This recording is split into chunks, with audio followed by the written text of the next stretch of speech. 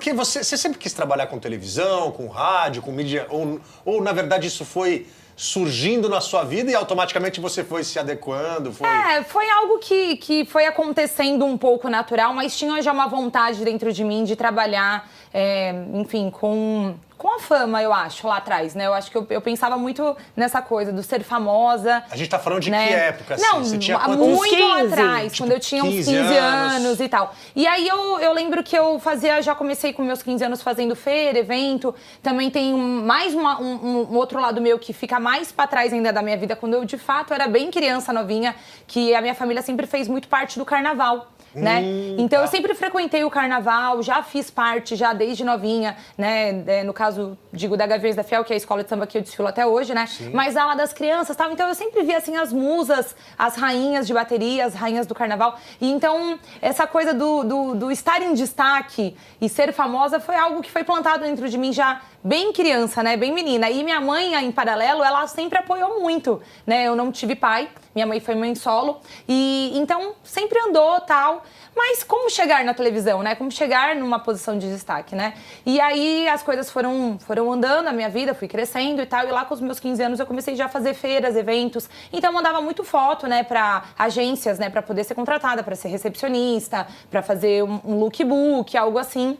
Até que quando eu tinha lá os meus 17, 18 anos, foi quando minhas fotos caíram na produção do Pânico, do programa Pânico. Você tinha 17, 18 17, anos? 18 anos. E aí eu conheci o diretor do programa faltando uma semana, assim, pra eu fazer 18 anos. Eu era bem novinha, E aí logo ele já gostou de mim, simpatizou comigo, falou, vamos começar já a gravar com você e tal. E eu lembro que minha mãe lá foi comigo na seletiva e ele falou assim, não, mas ela já pode gravar, porque quando for ao ar, já vai ser o dia 31 de maio. Se ela faz 18 anos, dia 24 de maio, então não vai ter problema. E foi assim que foi já já foi um grande start na televisão pra mim. Outras coisas que eu já fiz outras coisas e tal, mas enfim, mas na televisão esse foi um dos principais starts, assim, e que foi deu. uma coisa fixa também, acho que foi a primeira aí eu oportunidade. tive uma passagem e tal, e um tempo depois a gente voltou mesmo com um quadro fixo.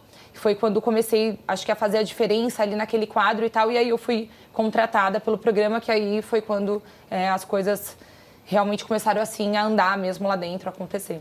Curiosidade, como que era a seletiva, Ana? Qualquer uma poderia mandar Teve uma época ali no final de 2011 que abriu, né, pro Brasil, assim, né?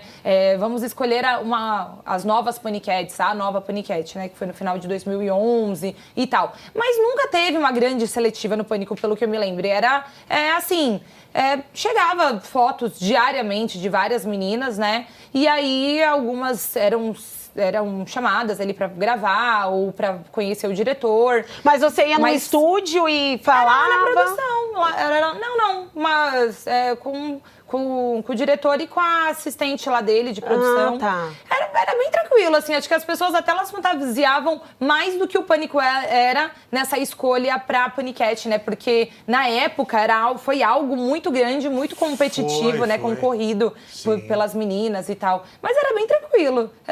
Era tipo assim, chegou as fotos, talvez te chamassem ou não pra uma entrevista, pra conversar, né? E sei, dependia, assim, de bater o santo ou não, enfim. E você pegou uma época que o Pânico tava muito em alta, realmente. Tava muito em alta, muito em alta.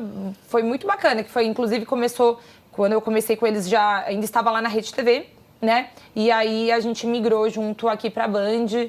E, enfim, aí teve toda a história aqui no Pânico na Band, né? E aí aí você já tinha certeza que você ia trabalhar com TV, com Não, mídia? aí eu... Ou era só mais um trabalho? Assim, o Pânico foi o meu trabalho na televisão, um ponto alto, assim, do meu trabalho na televisão. Mas antes eu já tinha feito algumas coisas e tal, e já estava encantada já com esse mundo, né? Mas aí, no Pânico, o que acontece? Lá... As meninas, assim, não eram todas que tinham oportunidade de fazer reportagens, né? Coisas do tipo. A gente era mais imagem mesmo, né? Tipo assim, de gostosa e tal. Você não tinha vergonha? Não. Porque eu acho que tem em outras meninas também, o clima eu acho que facilita, mas né? assim, você já entrava no programa com aquele propósito, né? Já sabendo, né? Então, tipo assim, não era nenhuma surpresa pra ninguém. O trabalho era um trabalho com roupa curta e de biquíni, né? Mas, tipo assim, não era também vulgar, eu acho. Porque tinha sua graça, tinha um contexto, né? tinha a ver ali com o que estava acontecendo e proposto. E aí, depois, quando eu comecei ainda no Pânico, né? Eu começou a me dar uns gatilhos, assim, de tipo...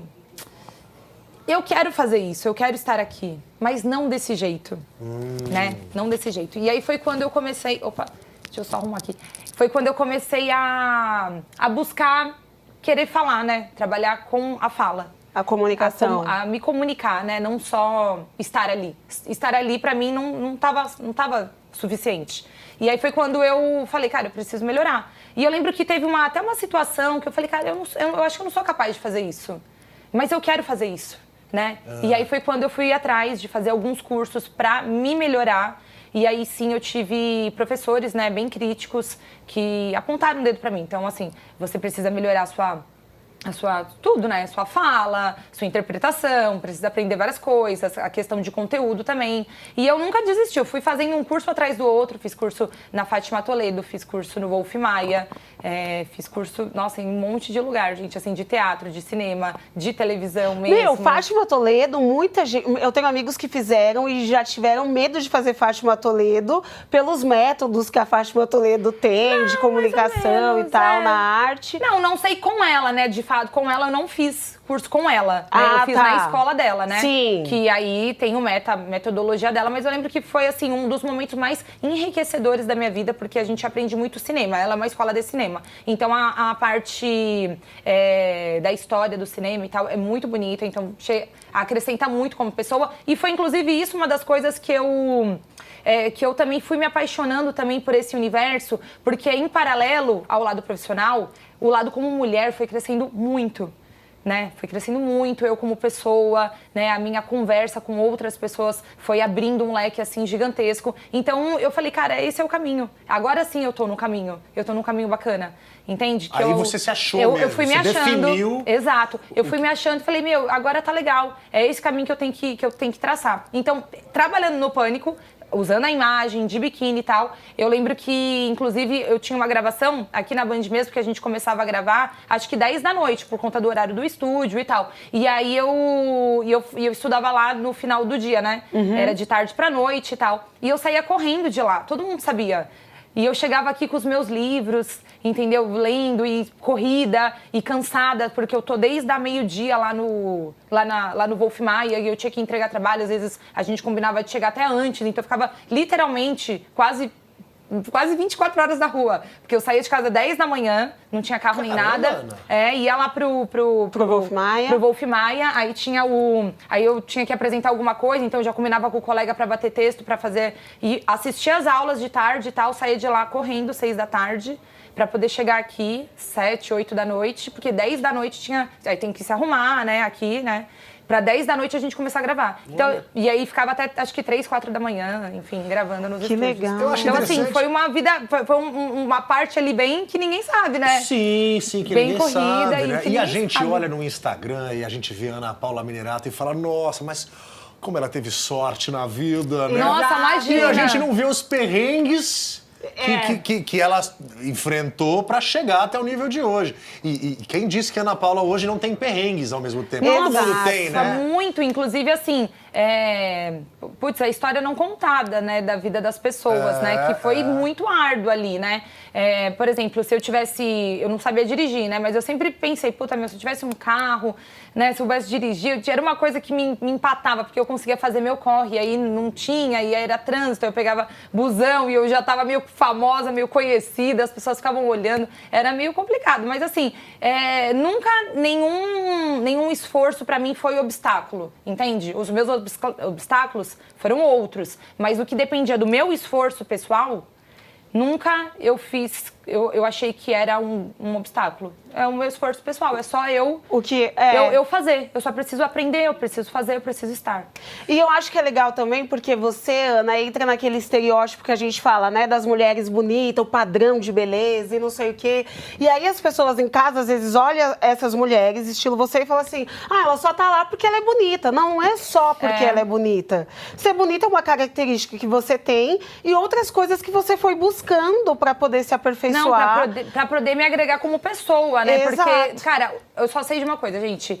Quem assiste, assim, quem vê, estudem, trabalhem as mulheres, né? Estudem, trabalhem. Porque assim você vai ter a sua independência, você vai ser você não vai precisar de ninguém e nenhuma muleta ao seu redor para poder estar em lugar nenhum. Você vai poder chegar lá, né, com as suas próprias pernas, né? E é o melhor caminho, é a melhor coisa que faz, né?